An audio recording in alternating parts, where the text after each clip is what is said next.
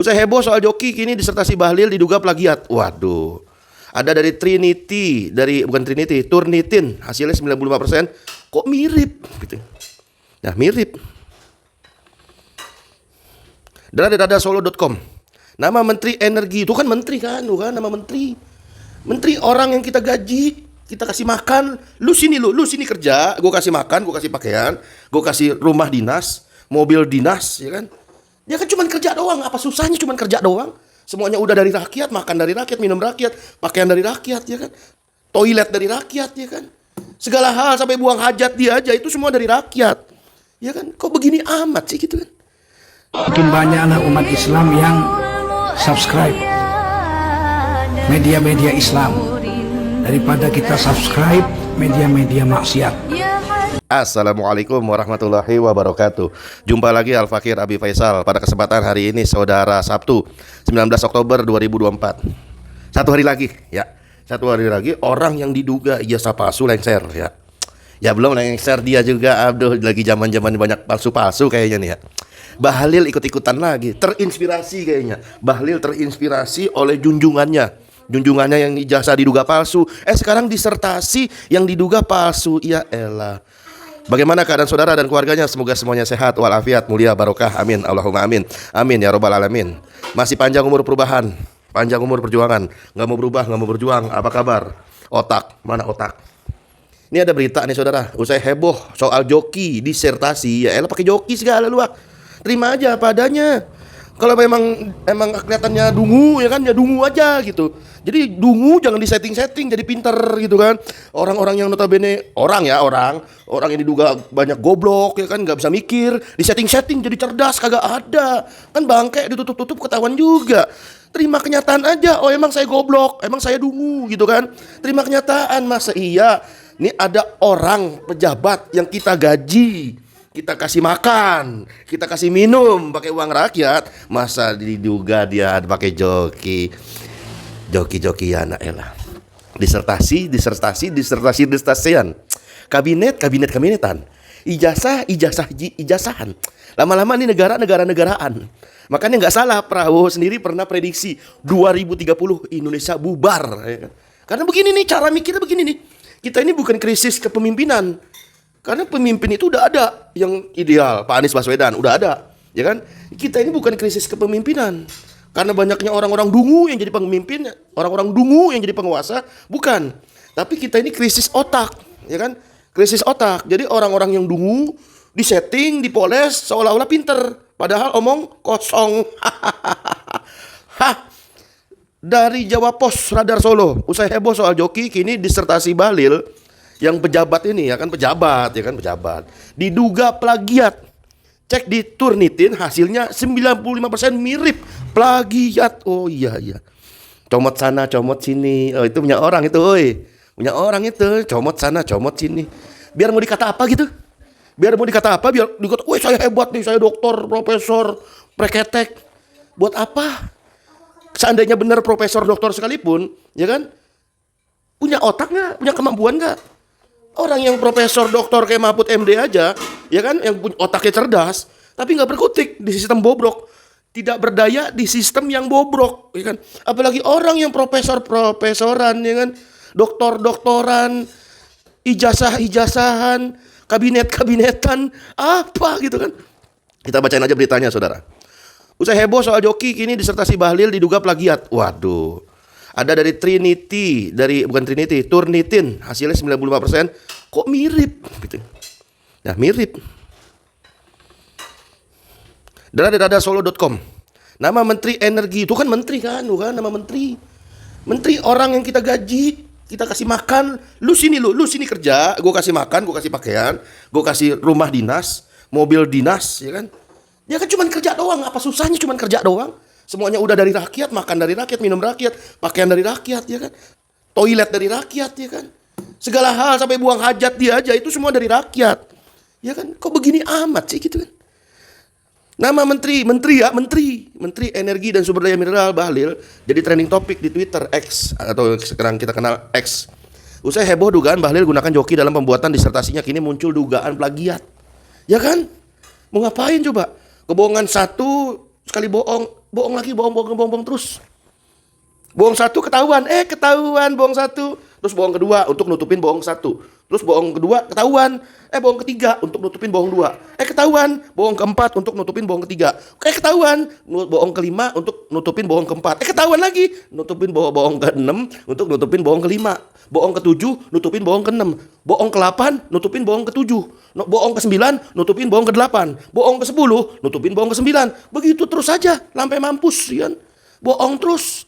Makanya nggak salah menurut para ulama, bohong itu adalah salah satu dosa besar. Saking besarnya itu dosa bohong, ya kan? Sampai-sampai bohong itu masuk karakter ciri-ciri orang munafik. Ciri orang munafik saudara lebih paham lah. Bagaimana dia itu suka berdusta, ya kan? Dipercaya berkhianat, ya kan? Dan lain sebagainya macamnya.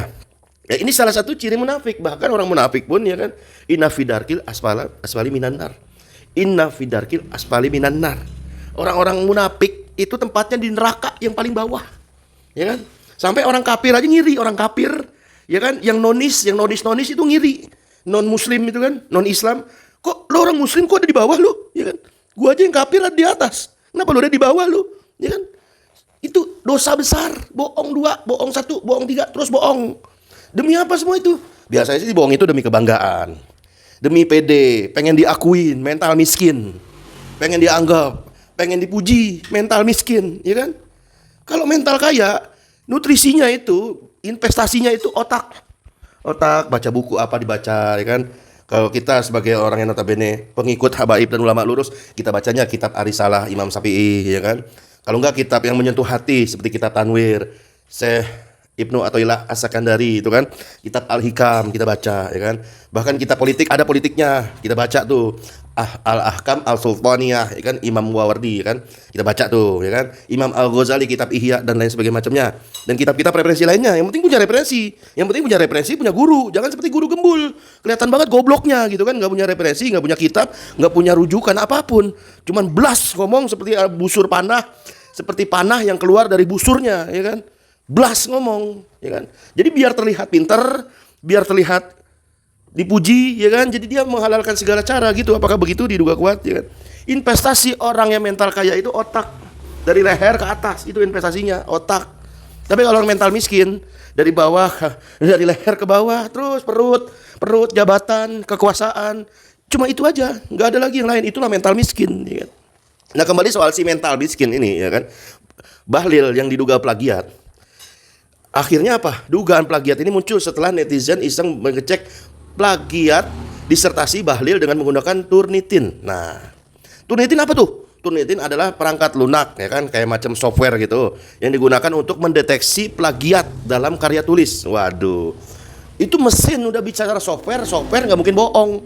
Sama seperti kalkulator, 1 tambah 1 sama dengan 2, itu kalkulator nggak akan pernah bohong, ya kan? Kalau orang bisa aja bohong, ya kan? 1 bapak tambah 1 anak sama dengan 1 keluarga. Itu kalau bicara politik demokrasi, ya kan? Bapaknya udah selesai menjabat, ditambah 1 anaknya yang sekarang menjabat, sama dengan 1 dinasti, ya kan? Jadi bukan 2 hitung-hitungannya, tapi 1 dinasti. 1 tambah 1 sama dengan 1. 1 apa? 1 keluarga besar, ya kan? Tapi kalau kalkulator nggak bisa bohong. Kalau orang bisa bohong, ya kan? Termasuk software ini nggak bakal bisa bohong karena bicaranya mesin software, ya kan? Kembali soal berita. Pemilik akun X Ibrahim Niar mengungkap hasil pemberitaan soal Turnitin ini terhadap disertasi Bahlil berjudul Kebijakan Kelembagaan dan Tata Kelola Hilirisasi Nikel yang Berkeadilan dan Berkelanjutan di Indonesia ternyata hampir sepenuhnya terindikasi plagiat, ya kan? Biasalah lagu-lagu mental miskin emang begitu. Comot sana, comot sini, ya kan? Nggak ada kerjaan, ya kan? Emang kerjaannya begitu, ya kan? Pengen dipuji instan, pengen kaya instan, pengen semuanya instan, ya kan? Semuanya serba instan. Nah, pemeriksaan Turnitin yang menunjukkan bahwa disertasi Bahlil memiliki yang namanya indeks 95% dengan karya yang ditulis dari UIN Syarif Hidayatullah. Waduh. Nah, sekarang kita nggak terlalu bahas lah dia plagiat kemana, dari kampus apa, biarin aja lah. Itu urusan nanti pihak-pihak orang-orang yang berwenang soal disertasian ini, ya kan. Nah, sekarang kita bahas bagaimana udahlah plagiat, isinya sampah pula. Kok sampah, Bang? Sampah. Karena isi dari judul disertasi yang dicomot diduga oleh Bahlil ini adalah isinya kebijakan kelembagaan tata kelola hilirisasi nikel yang berkeadilan dan berkelanjutan di Indonesia. Hilirisasi itu tema dari disertasi plagiat. Udahlah isinya sampah, judulnya sampah, nyolong pula. Gimana pula itu ceritanya? Macam mana pula kau, ya kan? Udahlah isinya nggak jelas, hilirisasi, membangkitkan kemajuan ini segala. Pret. Buat apa lu capek-capek hilirisasi? Urusin tuh di hulu, urusin tuh bagaimana 9 naga, para cukong, para taipan di hulu, ya kan? Ini kenapa fokusnya di hilir? Kalau kita kenal sungai, belajar SD kan, itu namanya ada hulu dan hilir. Sungai itu mengalir dari hulu ke hilir, ke bawah, ya kan? Nggak ada dari hilir ke hulu, nggak ada. Dari hulu ke hilir. Harusnya kalau memang dia punya otak, itu juga kalau punya, ya kan? Kalau nggak punya, ya belajar lah, makanya. Nggak usah jauh-jauh belajar aja nih sama orang jelek ini. Sama Al-Fakir belajar sini, yuk kuliah gratis. Kuliah gratis, tentuin tanggalnya, tentuin waktunya gratis. Soal sumber daya alam, ya kan? Gimana? Mengurusin urusan publik, ngurusin urusan rakyat kok di hulu? Kagak diperhatiin. Otak mana otak? Di hilir. Itu ngapain dijagain? Contoh. Seumpama ada kotoran di hulu. Terus kita berantas itu kotoran dari langsung aja ke hilirnya. Makin banyak kotorannya. Ya kan? Kalau ada kotoran di hilir, ya kita lihat nih akar masalahnya di mana? Dia di hulu lah ya masalahnya. Oh ternyata di hulu ya ada kotoran-kotoran tertentu kan gitu kan. Ini mah orang ngurusin nikel, ngurusin tambang, urusan rakyat. Ngurusnya bukan di hulu, tapi di hilir. Ngotak nggak? Padahal dalam Islam, persoalan sumber daya alam, kaum muslimin itu bersikat dalam 3 hal. Padang rumput, air, dan api. Dan otomatis kalau udah bersikat dalam hal ini, kaum muslimin, apalagi khalifah Amirul Mukminin, itu bakal mengurusi sumber daya alam dari hulu. Dari hulu, bukan dari hilir. Hilir itu rakyat yang menerimanya dengan senang hati. Hasilnya, kebijakan hulu daripada penguasa itu rakyat. Hilirnya rakyat. Rakyat yang nikmati pembangunan, nikmati BPJS gratis, ya bukan BPJS gratis. Nikmatin sakit gratis, ya kan? Nikmatin pendidikan gratis, umroh gratis, haji gratis. Kenapa bisa begitu? Karena sumber daya alam di dalam Islam itu dari hulu udah diurus oleh negara, bukan diurus oleh cukong. Semoga kedepannya Indonesia mendapatkan pemimpin soleh dan aturan soleh yang benar-benar ngurusin sumber daya alam dari hulu. Dan tidak akan mudah menyerahkan hulu kepada para cukong, kepada para kapitalis, bohir-bohir, bandar-bandar yang notabene mereka adalah perampok sesungguhnya di negeri yang notabene adalah milik Allah Subhanahu wa taala. Izin pamit. Wassalamualaikum warahmatullahi wabarakatuh.